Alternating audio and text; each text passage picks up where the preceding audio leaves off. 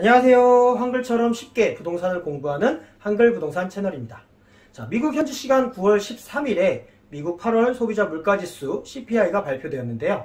자, 전문가들의 전망치인 8.0%보다 높게 나오면서 투자시장에 큰 충격을 주고 있죠. 또 변동성이 강한 에너지와 식품을 제외하고 구하는 근원 소비자 물가지수, 즉 근원 CPI가 전년 동월 대비 6.3% 상승했습니다.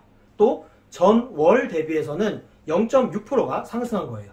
자, 유가와 식품을 제외하고도 다른 상품들에까지도 이 인플레이션이 번지고 있다는 의미예요. 그럼 이런 내용들이 국내 부동산 시장에 어떤 영향을 미치게 될까요? 자, 우선 인플레이션이 정점에 도달했다라는 예상이 깨져버렸어요. 자, 9월 21일에 미국 연방준비제도 이사회에서 미국 기준금리 인상이 예정되어 있는데요. 소비자 물가지수가 발표되기 전에는 0.5%포인트를 인상하는 빅스텝을 할 것이냐, 아니면 0.75%포인트를 인상하는 자이언트 스텝을 할 것이냐를 두고 의견이 엇갈렸었는데요. 자, 소비자 물가지수 발표 이후 0.5%포인트 인상에 대한 의견은 사라졌습니다. 그리고 이제는 자이언트 스텝으로 갈 것이냐, 울트라 스텝으로 갈 것이냐를 두고 의견이 엇갈리고 있어요. 자, 울트라 스텝은 1%포인트 인상을 의미하는 것인데요. 자, 무시무시하죠. 울트라 스텝을 단행할 가능성은 사실 높지는 않지만 그것 또한 단정 지을 수는 없는 상황입니다. 그럼 문제는 한국은행의 기준금리 인상폭입니다. 자, 미국이 이번에 최소 0.75%포인트를 인상할 것으로 확실시되고 있기 때문에 한국은행도 기준금리를 또 인상을 할 수밖에 없는 상황인 거죠. 자, 그런데 그 인상폭이 지난번 인상폭과 같은 0.25%포인트가 아니라 0.5%포인트일 수도 있습니다. 미국이 만약에 울트라 스텝을 단행을 한다면 한국은행은 0.5%포인트를 인상하게 될 가능성이 매우 높아지는 거고요.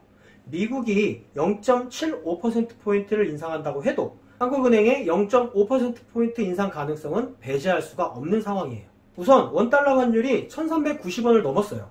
13년 만에 처음 발생한 일이라고 합니다.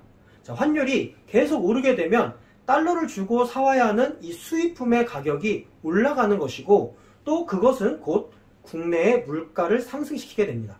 자, 그래서 환율이 더 올라가는 것은 사실 막아야 될 필요성이 있어요. 자, 그리고 한미 금리 역전이 발생한다고 해서 환율이 상승한다고 해서 곧바로 외국 자본이 유출되는 것은 아닙니다.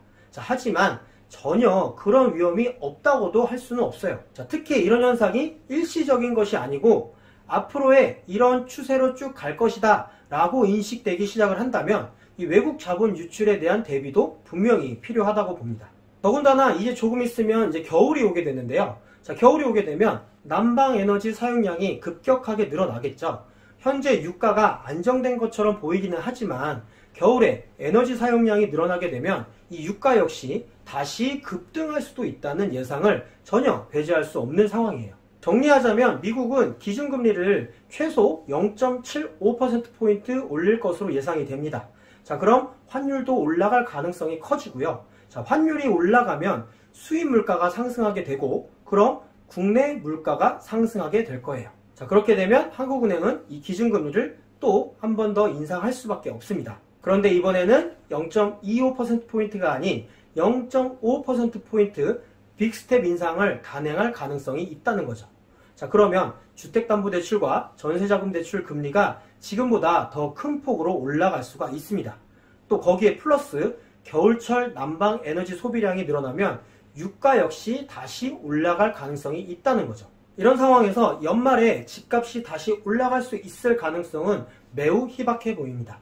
자, 오히려 생활비 지출이 늘어나고 금리 부담이 늘어나는 추세이기 때문에 집값에 추가적인 하락이 올 수도 있는 상황이라고 보여집니다. 오늘 영상은 여기까지고요. 저는 또 다음 영상에서 찾아뵙도록 하겠습니다. 한글부동산 구독하기, 좋아요 부탁드립니다. 감사합니다.